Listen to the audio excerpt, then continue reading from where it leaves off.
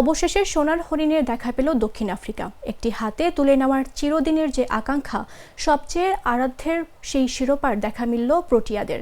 বিশ্ব টেস্ট চ্যাম্পিয়নশিপের ফাইনালে অস্ট্রেলিয়াকে 5 উইকেটে হারিয়ে চ্যাম্পিয়ন হলো দক্ষিণ আফ্রিকা। সেই সঙ্গে ক্রিকেটে এই প্রথম যে কোনো একটি শিরোপা জয় করতে সক্ষম হলো প্রোটিয়ারা। লন্ডনের বিখ্যাত লর্ডস ক্রিকেট স্টেডিয়ামে দ্বিতীয় ইনিংসে জয়ের জন্য 282 রানের অবিশ্বাস্য এক লক্ষ্যের সামনে দাঁড়িয়েছিল প্রোটিয়ারা। তবে সেই অবিশ্বাস্য কাজটি করে দিলেন এইডেন মার্ক্রাম নামে একটি হিমালয় পর্বত।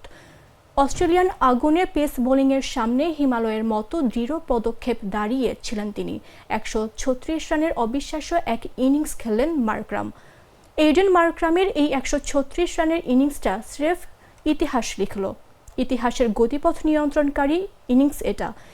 এই একটি ইনিংস না খেললেও আরও কতকাল দক্ষিণ আফ্রিকাকে শিরোপার অপেক্ষায় থাকতে হতো কে জানে। ম্যাচটা শেষ করে দিয়ে আসতে পারেননি হয়তো, কিন্তু জয়ের আসল কাজটি তিনিই করে গেছেন।